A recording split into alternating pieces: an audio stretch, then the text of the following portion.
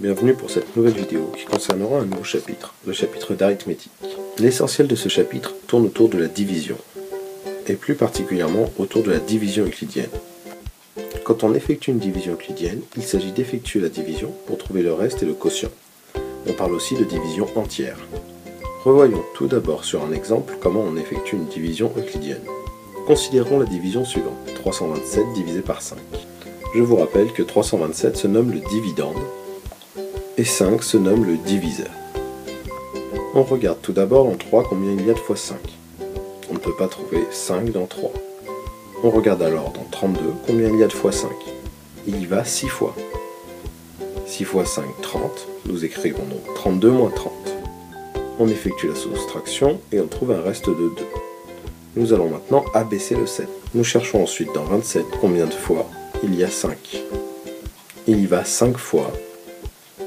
Et nous faisons donc 27 moins 25, il nous reste 2. 2 est le reste, 65 est le quotient.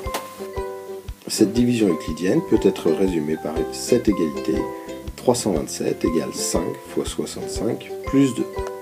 327 est le dividende, 5 le diviseur, 65 le quotient et 2 le reste.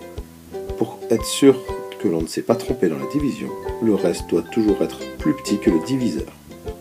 En résumé, effectuer la division euclidienne de A par B, avec B non nul, c'est trouver le quotient entier positif Q et le reste entier R, tel que A est égal à B multiplié par Q plus R, c'est-à-dire le dividende est égal au diviseur multiplié par le quotient plus le reste.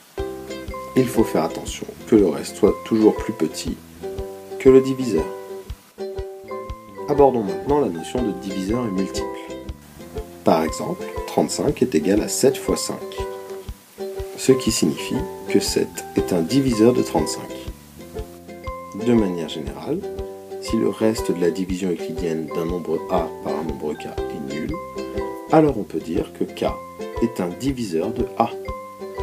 Ici, quand on effectue la division de 35 par 7, le quotient est 5 et le reste est bien 0. On peut dire cela de plusieurs manières. Tout d'abord, 7 est un diviseur de 35, signifie que 7 divise 35.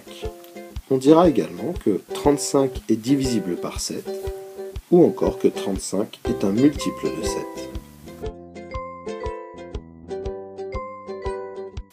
Voilà, vous n'avez plus qu'à compléter le cours au crayon de papier et à réfléchir sur les exemples. Au revoir.